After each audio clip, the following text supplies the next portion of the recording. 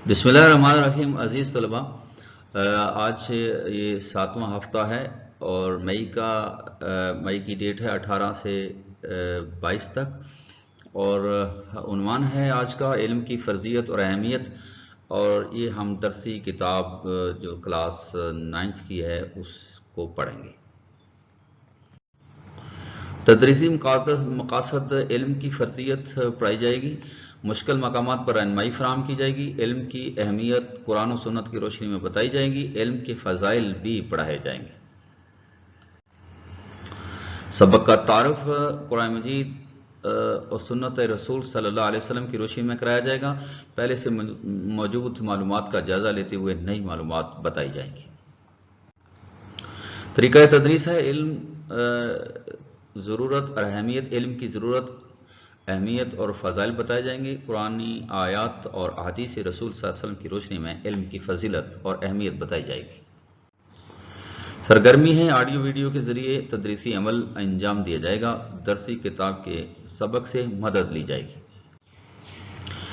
इल्म की फ़र्ज़ियत और फ़जीलत। इल्म के मानी जानना और आगाह होना है।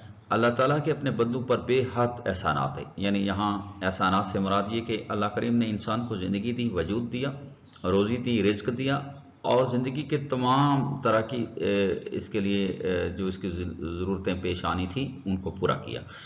उनमें से एक जो इंसान के लिए सबसे बड़ी ज़रूरत थी वो इल्म है। और ये अल्लाह करीम का हम पर बहुत बड़ा एहसान है कि उसने इल्म जैसी फजीलत को पैदा फरमाया।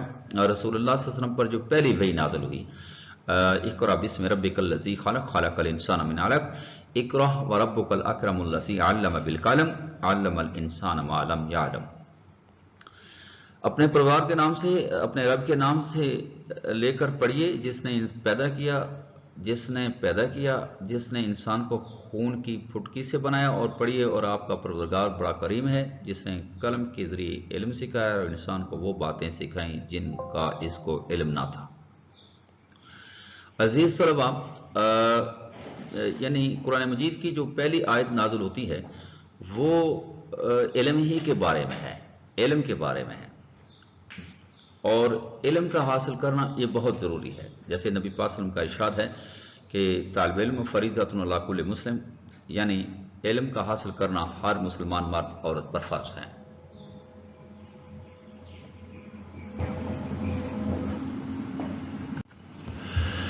इल्म की बड़ी अहमियत है इंसानी ज़िंदगी में, चूँकि इंसान ज़मीन पर अल्लाह ताला का खलीफा है, ये नाइब है, अल्लाह का खलीफा है। इसे इल्म ही की वजह से बाकी मखलूक़ात पर फजीलत हासिल है। यानी इसकी सबसे बड़ी अहमियत ये हुई कि बाकी मखलूक़ात पर इसको सिर्फ इल्म की बुनियाद पर फजीलत हासिल है। और इल्म ही की वजह से इसकी वजह से फरिश्तों को हज़रत आदम अलैहिस्सलाम को सजदा करने का हुक्म दिया गया। क्योंकि इसलिए कि अल्लाह ताला ने हज़रत आदम अलैहिस्सलाम को वो नाम से कहलवाए थे जो कि फरिश्तों को पता नहीं थे। इस वजह से उन्हें आदम अलैहिस्सलाम के सामने सजदा करने का हुक्म दिया गया। यानी वहाँ से ये कि इंसान अल्लाह के बाद खलीफा और उसका नायब है। नबी पाक सल्लल्लाहु अलैहि वसल्लम ने इस अपने बारे में इरशाद फरमाया कि इन्नमा बुइसतु मुअल्लिमा, मुझे दुनिया में मुअल्लिम बनाकर भेजा गया, मुझे टीचर बनाकर भेजा गया, मुझे मुअल्लिम बनाकर भेजा गया। और फिर अल्लाह रब्बुल इज़्ज़त ने जो कुरान मजीद में नबी पाक सल्लल्लाहु अलैहि वसल्लम को दुआ सिखलाई है वो यही थी, रब्बि ज़िदनी इल्मा, ऐ मेरे रब मेरे इल्म में इजाफा फरमा। रसूल करीम सल्लल्लाहु अलैहि वसल्लम के ज़माने से, वैसे तो इससे पहले भी ऐसा ही था कि इल्म पर काम होता रहा। अल्लाह ने अपनी किताबें भी नाज़िल फरमाई मुख्तलिफ अंबिया अलैहिस्सलाम पर, लेकिन नबी पाक सल्लल्लाहु अलैहि वसल्लम की कोशिशों का इस बात से अंदाज़ा लगाया जाता है इल्म की इशाअत के हवाले से कि ग़ज़वा बदर के काफिर कैदी थे, यानी तकरीबन 75 कुफार मक्का जो है बदर के मकाम पर पकड़े गए थे जंग के दौरान। तो आस वसल्लम ने उनसे यही पूछा था कि तुम क्या जानते हो, इल्म पढ़ाना जानते हो? तो उन्होंने कहा हाँ या रसूल अल्लाह, हम इल्म पढ़ाना जानते हैं। तो आस वसल्लम ने 10 मुसलमान बच्चों को लिखना पढ़ना सिखा दें। उन काफिरों से कहा यही तुम्हारा फिदिया होगा। फिदिया कहते हैं आज़ादी के तौर पर जो रकम दी जाए या कोई काम कर दिया जाए। तो आस वसल्लम ने उनसे रकम तो नहीं ली कुफार मक्का से, बल्कि 10 बच्चों को पढ़ाने का जो है वो हुक्म दिया। कहा कि 10 बच्चे हमारे मुसलमान बच्चे पढ़ा दें। یہ 10 بچے جو کفار مکہ نے پڑھانے تھے ہر ایک شخص نے، تو وہ دنیاوی علم تھا۔ یہاں یہ یاد رکھیے کہ حضور صلی اللہ علیہ وسلم سے زیادہ دین کوئی نہیں جانتا تھا، تو لہذا کفار مکہ جو ہیں وہ دنیاوی علوم کا کچھ پڑھنا لکھنا جانتے تھے، تو آپ صلی اللہ علیہ وسلم نے ان کو ان کے بدلے میں آزادی کا حکم دیا۔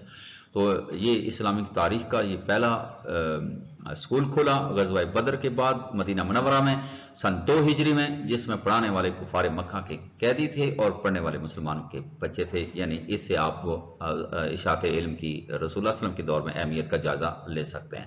متاع گم گشتہ ہے، یعنی وہ مال ہے علم کہ جو کہ مومن کے لیے تلاش کرنے سے ملتا ہے، ویسے یہ علم نہیں ملتا، اس کو محنت کرنے سے ملتا ہے۔ علم کو حاصل کرنے کے لیے محنت اور جدوجہد کی ضرورت ہوتی ہے، تو اس لیے رسول کریم صلی اللہ علیہ وسلم نے اس کو ہر مرد عورت پر لازم قرار دیا۔ اصول علم کی بڑی اہمیت ہے، مسلمان کو علم کی طرف سب سے زیادہ توجہ دینی چاہیے، اور اس کے ساتھ نہ صرف یہ کہ دینی علم سیکھا جائے، جیسے کہ پہلے میں نے بات بتائی کہ دنیاوی علم سیکھنے کے لیے، فلسفہ و تاریخ سیکھنے کے لیے، غذا اور غذائیت کے علوم جاننے کے لیے اور سائنسی علوم پر غور و فکر کی دعوت دی ہے۔ یعنی قرآن مجید کے اندر اللہ رب العزت نے ان تمام علوم کو حاصل کرنے کی دعوت دی ہے۔ رزق حلال بھی اسلام کا تقاضا ہے، اس لیے مومن کو معاشی علوم سے بھی غافل نہیں ہونا چاہیے، یعنی دنیاوی جو ضرورتیں ہیں ان کے بارے میں بھی اس کو سائنسی علم حاصل کرنا چاہیے، اور آخرت کے لیے عبادات کو کس طریقے سے کیا جائے، تقوی کیسے اختیار کیا جائے، اس کے لیے بھی علم حاصل کرنا چاہیے۔ قرآن مجید میں ارشاد ہے اللہ کے انما یخشى اللہ من عبادہ علماء، فرمایا اللہ تعالیٰ کے بندوں میں سے اہل علم ہی اللہ سے ڈرنے والے ہیں۔ بلغوا عنی ولو آیا کما قال رسول صلی اللہ علیہ وسلم، نبی پاک نے فرمایا کہ تمہارے پاس میری ایک بات ہو تو اسے دوسرے تک پہنچا دو۔ اور ارشاد فرمایا جو حاضر ہیں، یہ آخری حج کے موقع پر جب آپ صلی اللہ علیہ وسلم نے آخری حج کیا تو اس کے موقع پر آپ صلی اللہ علیہ وسلم نے فرمایا جو حاضر ہیں اس وقت یہاں وہ دوسروں تک اس کی تعلیم پہنچا دیں، میرے اس پیغامات کو پہنچا دیں۔ جس طرح آپ جو ہے خطبۃ الوداع کو یاد کرتے ہیں، خطبۃ الوداع وہی آخری وہ پیغام تھا نبی پاک صلی اللہ علیہ وسلم کا۔ اور پھر ہمارا کہ ماں کی گود سے لے کر کے قبر تک علم حاصل کرو، یعنی کہ ماں کی گود سے جو ہے وہ علم حاصل کرنا شروع کرو۔ ماں بچے کی تربیت کرتی ہے، اگر اچھی تربیت کرے گی تو وہی بچہ بڑے ہو کر کے انشاءاللہ تعالی دنیا کے اندر اچھا علم بھی حاصل کر سکے گا، اور قبر تک جو ہے وہ علم حاصل کرنا ہے۔ یہ نہیں ہے کہ آپ نے کوئی ڈگری حاصل کر لی تو علم حاصل کرنا ختم ہو جائے گا، نہیں، بلکہ قبر تک، آخرت تک اس کا یعنی علم حاصل کرنا اس کے لیے بہت ضروری ہے۔ علم کی بڑی فضیلت ہے۔ علم کو حاصل کرنے کے لیے نبی پاک صلی اللہ علیہ وسلم نے ارشاد فرمایا کہ قرآن مجید میں ارشاد ہوتا ہے یعنی تم میں سے جو لوگ ایمان لائے ہیں اور جنہیں علم دیا گیا ہے اللہ ان کے درجات کو بلند کرتے ہیں۔ یعنی قرآن مجید میں ارشاد ہے کہ جو علم رکھتے ہیں اور جو علم نہیں رکھتے کیا وہ آپس میں برابر ہو سکتے ہیں؟ عالم اور جاہل کبھی آپس میں برابر نہیں ہو سکتے ہیں۔ تو ایک مرتبہ آپ صلی اللہ علیہ وسلم بہت مشہور واقعہ ہے کہ مسجد نبی میں تشریف لائے، وہاں 2 مجلسیں ہو رہی تھیں، یعنی کچھ لوگ ایک جماعت ایک طرف بیٹھی تھی، دوسری جماعت دوسری طرف بیٹھی ہوئی تھی، ایک حلقہ ذکر کا تھا اور ایک حلقہ علم حاصل کر رہا تھا۔ تو آپ صلی اللہ علیہ وسلم نے دونوں کی تعریف فرمائی، لیکن پھر خود جا کر علم کی مجلس میں شریک ہو گئے، گویا آپ نے ذکر کے اوپر علم کو ترجیح دی، اور یہی پہلی آپ نے فرمایا کہ پہلی مجلس سے یہ بہتر ہے۔ ایک مرتبہ حضور صلی اللہ علیہ وسلم نے فرمایا کہ جب تم جنت کی پھلواریوں میں گزرو، پھلواریاں یعنی جنت کی کیاریاں، گارڈن، پھول، تو ان سے جی بھر کر فائدہ اٹھایا کرو۔ صحابہ نے پوچھا جنت کی پھلواریاں کیا ہیں؟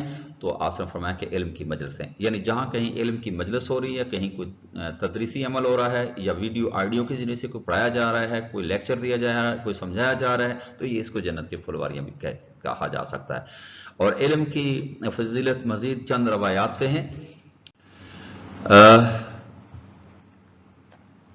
فرمایا کہ علم حاصل کرو اللہ کے لیے ہے، یہ علم حاصل کرنا نیکی ہے، علم کی طلب جنت، عبادت ہے، عبادت ہے، عبادت یعنی علم حاصل کرنا بذات خود ایک عبادت ہے۔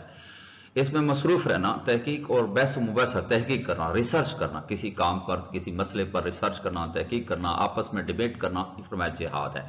علم سکھاؤ تو صدقہ ہے، علم تنہائی کا ساتھ یہ فراخی و تنگ دستی میں رہنمائی فرام، یعنی اگر تنگ دستی ہے یا فراخی ہے، فراخی سے مراد اگر وسعت ہے مال میں، چیزوں میں، تو اس میں رہنمائی فراہم کرتا ہے، اور بہت ہی بہترین دوست ہے، ہم نشین ہے، ساتھ چلنے والا ہے، اور علم جنت کا راستہ بتاتا ہے۔ اللہ تعالیٰ ہی علم ہی کے ذریعے سے قوم کو بلندی عطا فرماتے ہیں، علماء کے نقش قدم پہ چلتے ہیں۔ دنیا کی ہر چیز اس کے لیے دعا مغفرت کرتی ہے، کیونکہ علم دلوں کی زندگی ہے، اندھوں کے لیے بہنائی ہے، علم جسم کی توانائی قوت ہے، علم کے ذریعے یہ ساری حدیثیں ہیں، یہ ساری جہاں جہاں ایک ایک بات اینڈ ہو رہی ہے یہ ساری احادیث ہے نبی پاک صلی اللہ علیہ وسلم کی علم کی فضیلت کے حوالے سے۔ علم سے انسان معرفت الہی حاصل کرتا ہے، یعنی اللہ کریم کے پاس اللہ کو جاننا، اللہ کو پہچاننے کا سورس اور ذریعہ ہے، اس کی بدولت انسان اللہ اور اس کے بندوں کے حقوق ادا کرتا ہے، یعنی اللہ آپ کے حقوق یعنی کیا ہوا عبادات اور بندوں کے حقوق کے حقوق العباد ادا کرتا ہے۔ علم ایک پیشرو اور رہبر ہے اور عمل اس کے تابع ہے، یعنی علم ایک رہبر ہے کی حیثیت رکھتا ہے اور عمل اس کے تابع، یعنی عمل علم کے بغیر جو ہے وہ قابل قبول نہیں، وہ عمل جو علم کے ساتھ ہوتا ہے وہ زیادہ بہتر ہوتا ہے۔ خوش قسمت ہیں وہ لوگ جو علم حاصل کرتے ہیں اور بدقسمت ہیں وہ لوگ جو اس سعادت سے محروم ہو جاتے ہیں۔ مشقی کام ہے غزل سوالات طلباء اپنی درسی کتاب سے حل کریں گے۔ نمبر 1 قرآن مجید کی روشنی میں علم کی اہمیت ہے، یہ بھی آپ کے بک میں دی ہوئی ہے، اس کی اہمیت بھی دی ہوئی ہے، سوال بھی دیا ہوا ہے، تو اس کو اسی طرح سے آپ نے نوٹ بک پہ لکھنا ہے۔